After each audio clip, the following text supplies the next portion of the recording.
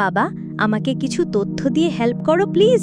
আমাদের টিচার আমাদেরকে ঐতিহাসিক বিষয়ে কিছু টাস্ক দিয়েছে, যার মাধ্যমে আমরা অ্যাডভেঞ্চারের সাথে কিছু মজার তথ্য পাবো, যেগুলো আমাদের আগামী দিনগুলোতে অনেক কাজে আসবে। তো তুমি একবার বলেছিলে Periplus of the Erythraean Sea নামক একটি বইয়ের কথা। আজ আমাকে এই বিষয়টি সম্বন্ধে বিস্তারিত বলো, যাতে করে আমি এখান থেকে প্রয়োজনীয় তথ্যগুলো নোট করে রাখতে পারি আমার টিচারের দেয়া একাডেমিক ঐতিহাসিক টাস্কের জন্য। হ্যালো বন্ধুরা, আমি এমডি সাইফুর রহমান। শুভেচ্ছা ও সম্ভাষণের সাথে স্বাগত জানাই আমাদের বাবা মেয়ের চ্যানেল লা মানহাতে। আজ আমার মেয়ে আমাকে বলল ঐতিহাসিক কিছু বিষয় নিয়ে আলোচনা করতে, এবং আমি বললাম ঠিক আছে, আজ আমরা Periplus of the Erythraean Sea নিয়ে আলোচনা করব গল্পের মাধ্যমে। একটা বিষয় বলে রাখা ভালো, এই আলোচনায় আমরা অনেক বিষয়ের মধ্যে দিয়ে যাব, যেমন মিশর, গ্রিক ও রোমানদের সেই সময়কালের বাণিজ্য ও কৌশল। একটু ধৈর্য ধরে মনোযোগ সহকারে শুনলে অনেক অজানা তথ্য জানতে পারবে তোমরা সকলেই। তো আর দেরি না করে চলো শুরু করি।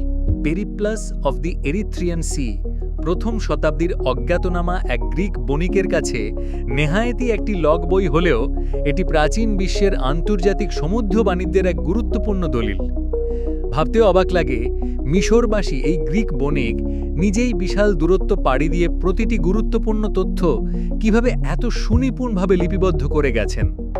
বাণিজ্যিক নির্দেশিকা সম্বলিত এত সমৃদ্ধ নির্দেশিকা প্রাচীন ইতিহাসে বিরল। পেরিপ্লাস বলতে সাধারণত বোঝায় একজন নাবিক বা বণিকের লগ বই, যেখানে তিনি তার যাত্রাপথের সমস্ত রেকর্ড লিপিবদ্ধ করেন। আর এরিথ্রিয়ান সি মূলত আফ্রিকার শৃঙ্গ থেকে শুরু করে লোহিত সাগর ও ভারত মহাসাগরের সম্পূর্ণ সামুদ্রিক অঞ্চল। সম্ভবত এই সমগ্র অঞ্চলটিকে তখন এরিথ্রিয়ান সাগর নামেই অভিহিত করা হতো। এই Periplus of the Erythraean Sea থেকেই আমরা জানতে পেরেছি যে প্রথম ইউরোপীয় হিসেবে মৌসুমী বায়ুর গতিপথ আবিষ্কার করেছিলেন হিপ্পোলাস। এই বইটির সবচেয়ে গুরুত্বপূর্ণ দিক হচ্ছে এটি আমাদেরকে রোমান সাম্রাজ্যের সাথে ভারতবর্ষের বাণিজ্যের বহুমাত্রিক সংযুক্ততার বর্ণনা দিয়েছে। সেই সাথে বইটিতে স্পষ্টভাবে বাণিজ্য পথের দিক নির্দেশনাও দেয়া হয়েছে। প্রতিটি বাণিজ্য পোর্টকে নির্দিষ্টভাবে উল্লেখ করা হয়েছে। এতে দেখা যায় যে ভূমধ্য সাগরের মধ্য দিয়ে মিশর হয়ে রোমানরা বারিগাজা এবং মুজিরিস পর্যন্ত দুটি সরাসরি বাণিজ্য পথ ব্যবহার করত। এছাড়াও কোন অঞ্চলে কী ধরনের মানুষ বাস করত, কী ধরনের পণ্যের বাণিজ্য সবচেয়ে জনপ্রিয় ছিল, কোন কোন পণ্য আমদানি ও রপ্তানি হতো, এ সমস্ত মহামূল্যবান তথ্যাদি আমরা এই অজ্ঞাত লেখকের ডায়েরিটি থেকে জানতে পেরেছি, যা সত্যিই ভীষণ চমৎপ্রদ ব্যাপার। বাণিজ্য পথের দূরত্বের একটা পরিমাপও আমরা জেনেছি বইটি থেকে। প্রধান বাণিজ্য বন্দরগুলোর অবস্থান এবং সেখানে পৌঁছানোর সবচেয়ে সুবিধাজনক উপায়ও বর্ণিত আছে এতে।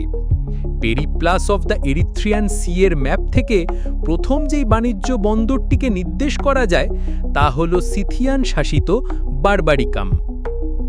বইটি বিশ্লেষণে তিনটি প্রধান ক্যাটাগরি পরিলক্ষিত হয়, যার প্রথম অংশে বর্ণিত আছে আফ্রিকার পূর্ব উপকূলীয় বাণিজ্য সম্পর্কিত তথ্য, যা রোমান সাম্রাজ্যের মূল ভূখণ্ড বা মিশর থেকে খুব বেশি দূরে নয়। সুতরাং সেক্ষেত্রে সবচেয়ে গুরুত্বপূর্ণ হল দ্বিতীয় ও তৃতীয় অংশের বর্ণনা। দ্বিতীয় অংশটিতে বলা হয়েছে মিশর থেকে সুদূর ভারতবর্ষের পশ্চিম উপকূলীয় বাণিজ্য সম্পর্কে। তৃতীয় অংশটি আরও বেশি তাৎপর্যপূর্ণ আমাদের জন্য, কেননা এখানে রোমান বাণিজ্য পূর্ব উপকূল অর্থাৎ গঙ্গোত্রী পর্যন্ত প্রসারিত হবার কথা বলা হয়েছে। বৈদেশিক বাণিজ্যের ক্ষেত্রে খুবই গুরুত্বপূর্ণ একটি বিষয় হল কোন অঞ্চলে কার শাসন চলছে তা সম্পর্কে অবগত থাকা, যেন নির্দিষ্ট অঞ্চলে নির্দিষ্ট পণ্যের নিয়ন্ত্রণ এবং ট্যাক্স কার হাতে আছে তা বোঝা যায়। এই বিশদ তথ্যগুলো পেরিপ্লাস অফ দ্য এরিথ্রিয়ান সিতে উল্লেখ করা হয়েছে। শাসকদের উল্লেখই বইটি রচনার সময় বুঝতে আমাদেরকে সাহায্য করেছে। এবার আসা যাক পণ্যের বিবরণে।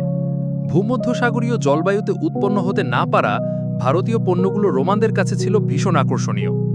মূলত এ কারণেই এত দূরবর্তী বৈদেশিক বাণিজ্যের সূত্রপাত ঘটিয়েছিল রোমানরা। ভারতীয় মশলা, সুতিবস্ত্র, ঔষধি গাছ, হাতির দাঁতের অলঙ্কার, মুক্তা বা জেমস্টোন বা রত্ন ইত্যাদি ছিল রোমানদের সবচেয়ে গুরুত্বপূর্ণ আমদানি পণ্য। বইটিতে বঙ্গোপসাগর পাড়ি দিয়ে সুদূর ক্রাইস নামের একটি জায়গার উল্লেখ আছে, যেখান থেকে কচ্ছপের খোলস আমদানি করত রোমানরা। লগ বইটিতে আরও একটি দূরবর্তী স্থানের উল্লেখ রয়েছে, যার নাম লেখক থিস বলে অভিহিত করেছেন।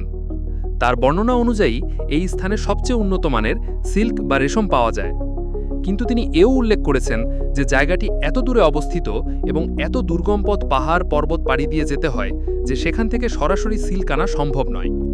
দূরবর্তী সেই অঞ্চলটি থেকে পায়ে হাঁটা পথে সিল্ক আসত ভারতবর্ষের বাণিজ্য বন্দরগুলোতে, এবং রোমানরা সেখান থেকেই সিল্কগুলো সংগ্রহ করত।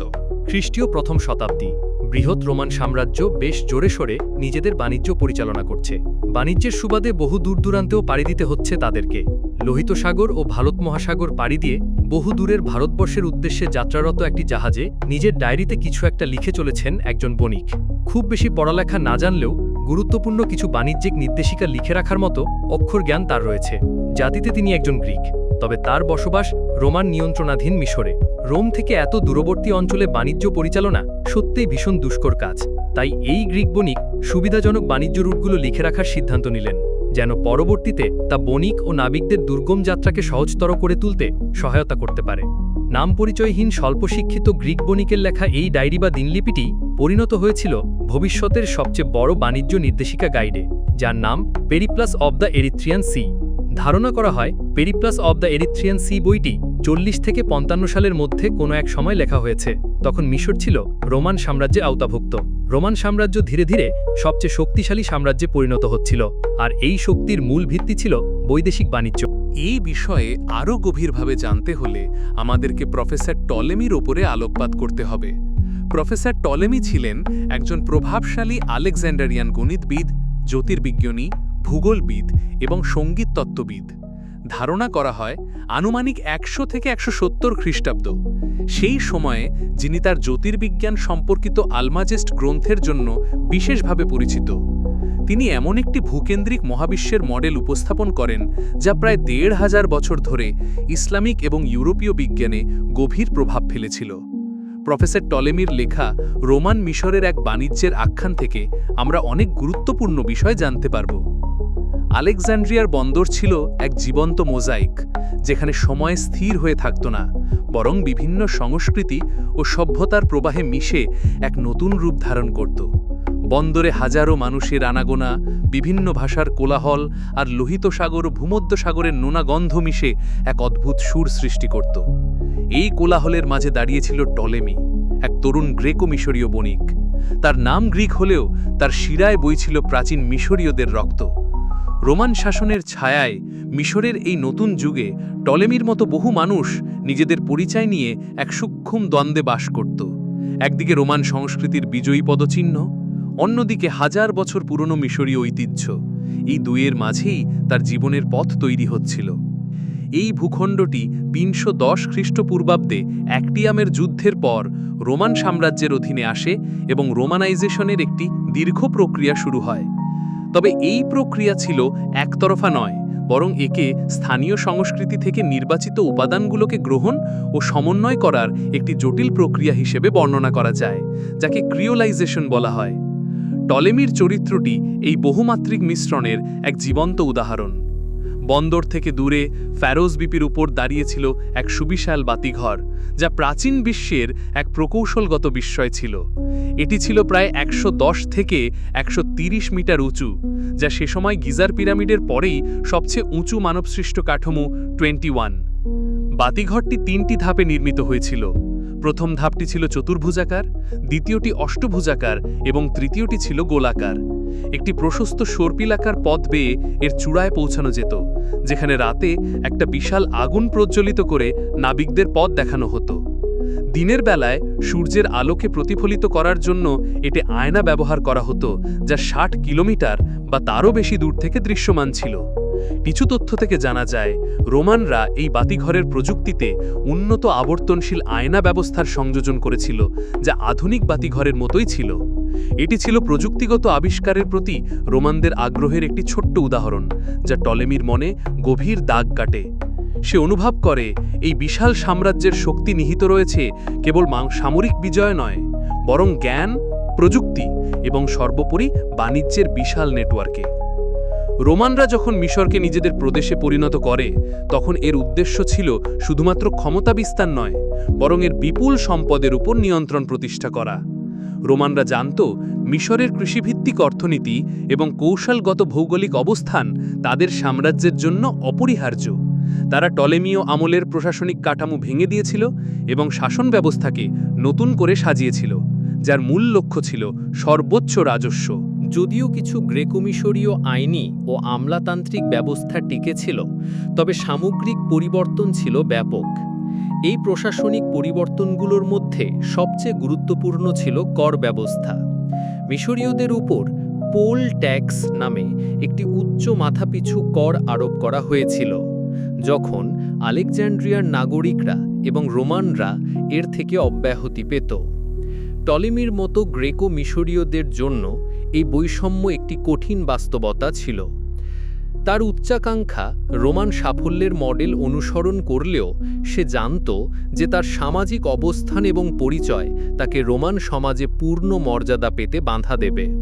এই জটিল পরিস্থিতি তার ভেতরের লোভ এবং সততার দ্বন্দ্বকে আরও তীব্র করে তোলে। রোমানদের এই শাসনকে কেবল সামরিক আগ্রাসন হিসেবে দেখলে ভুল হবে। তারা স্থানীয় সংস্কৃতিকে পুরোপুরি মুছে ফেলার চেষ্টা করেনি, বরং স্থানীয়দের পছন্দের জিনিসগুলোকে নিজেদের সংস্কৃতিতে মিশিয়ে দিয়েছিল। টলেমির চরিত্রটি এই বহুমাত্রিক প্রক্রিয়ার একটি নিখুঁত প্রতিচ্ছবি। তার গ্রিক নাম থাকলেও সে তার মিশরীয় শিকড়কে সম্মান করত। রোমানদের তৈরি করা প্রশাসনিক ও বাণিজ্যিক কাঠামো ব্যবহার করেও তার মনে এক ধরনের বৈপরীত্য কাজ করত। সে জানত এই ব্যবস্থা তার মতো মানুষের জন্য সুযোগ তৈরি করলেও তা মূলত রোমের সমৃদ্ধি নিশ্চিত করার জন্য ডিজাইন করা হয়েছিল। এই অর্থনৈতিক সম্পর্কটি আপাত দৃষ্টিতে পারস্পরিক উপকারী বা সহজীবী মনে হলেও এর গভীরতা বিশ্লেষণ করলে এটি একটি পরজীবী সম্পর্ক ছিল, যেখানে মিশরের সম্পদ সাম্রাজ্যের কেন্দ্রবিন্দুতে প্রবাহিত হতো। টলেমির ব্যক্তিগত জীবনের গল্প এই সত্যটিকেই ফুটিয়ে তুলবে। সে রোমানদের তৈরি উন্নত রাস্তা ও জলপথ ব্যবহার করত, কিন্তু তার অর্জিত লাভের একটি বড় অংশ করের মাধ্যমে রোমান কোষাগারে চলে যেত, যা তার মতো মানুষের সামাজিক গতিশীলতাকে সীমিত করত।